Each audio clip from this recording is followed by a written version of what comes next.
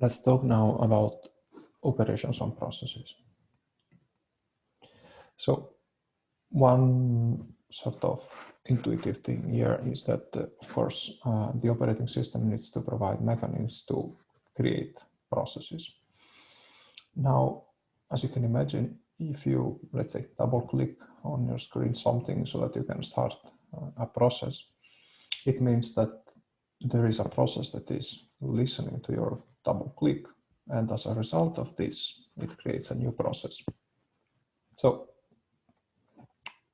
in fact, each process you execute has a parent process that is the one that is actually creating the process. And if you look at all the processes that are running at the same time in your, well, at the same time, meaning that they are either ready or running, depending on how many cores you have, or waiting at the same time in your operating system, you will see that they form a tree structure, okay? Each process has a unique ID, that is the identifier. And when you create processes, the operating system gives you the possibility to express a bit how you want these processes to share resources, for example, with respect to their parent process, and also how you want them to execute them, okay, if at the same time with the parent, or maybe they first execute and the parent waits for them to terminate, and so on and so forth. So this is how it looks in a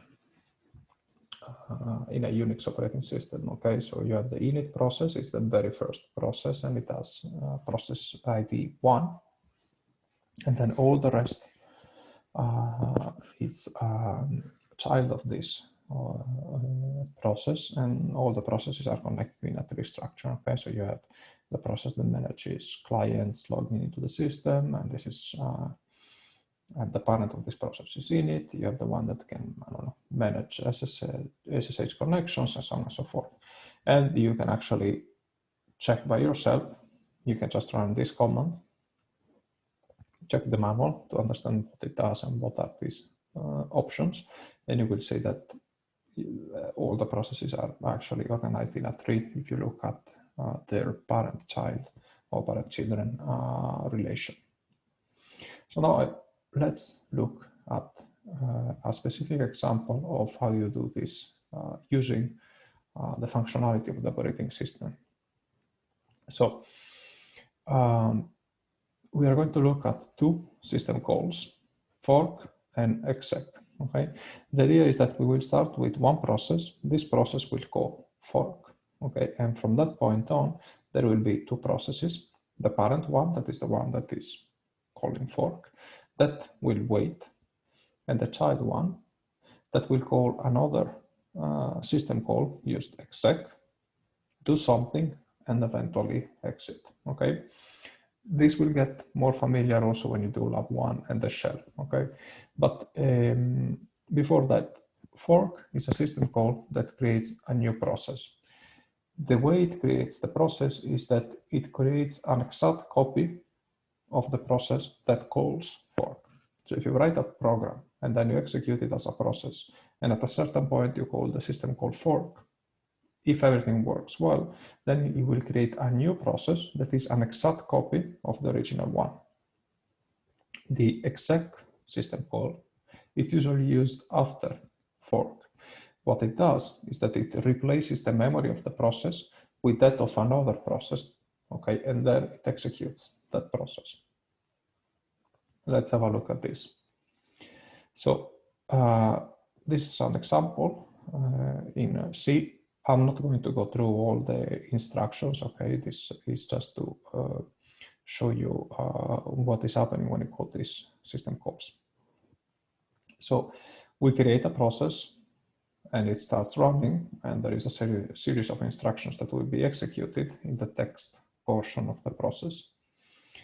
We create a variable called PID, and then we set the value of this variable to the result of the function, the system call fork.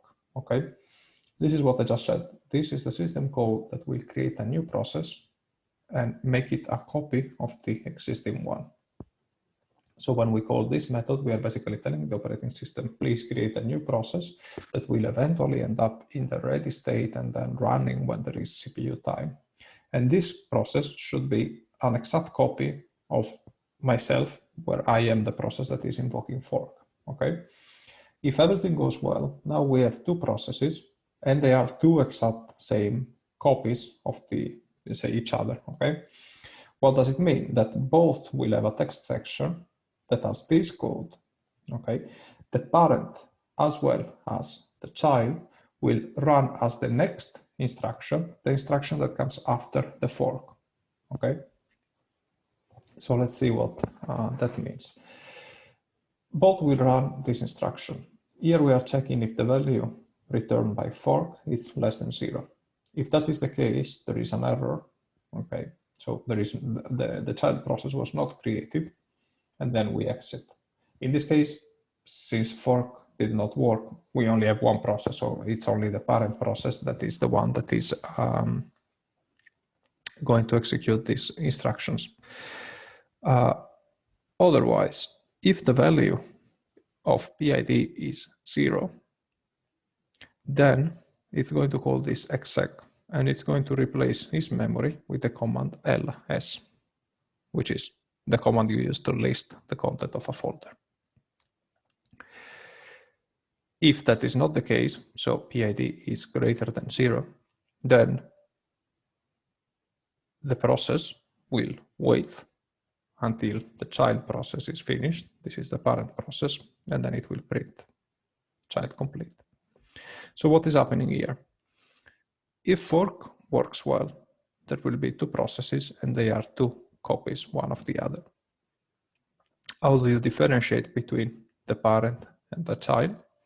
Because, well, you do that because the operating system gives you a different result output into the value of the variable PID.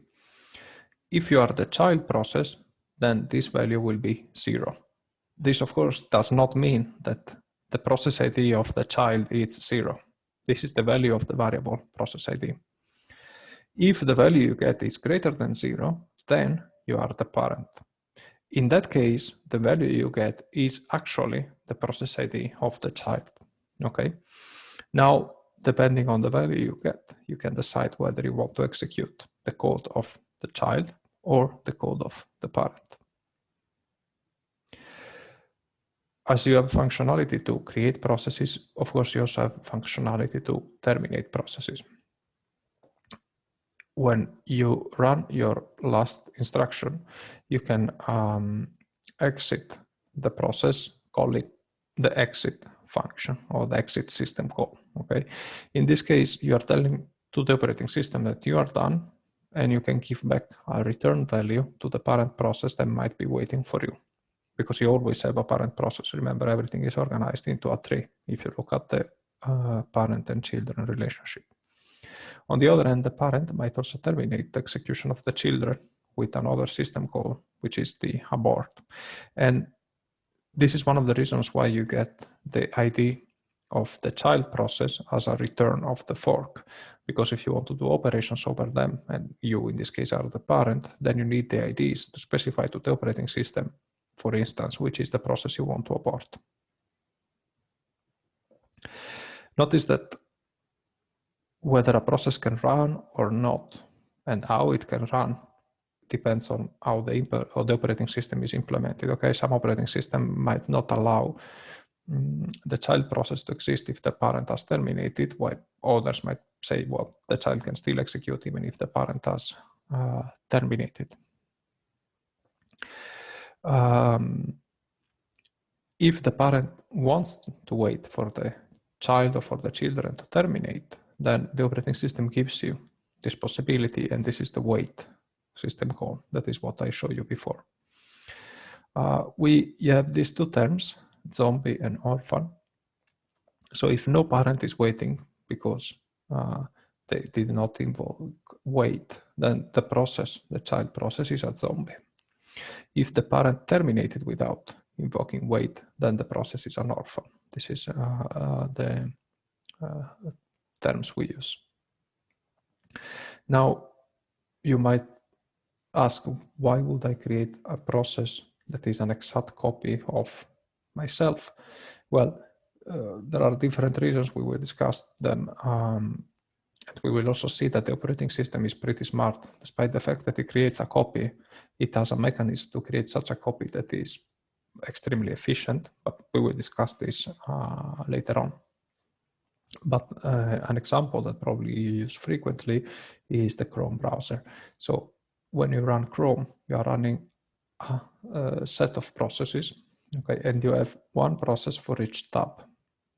This is done because if a tab crashes, or let's say if there is a problem with, I don't know, getting information for a specific tab, you don't freeze the entire Chrome, but you only, let's say, experience this problem for a specific tab. You can see here an example, since each process that is a tab is exactly the same, actually creating copies using the fork mechanism should make a lot of sense, hopefully.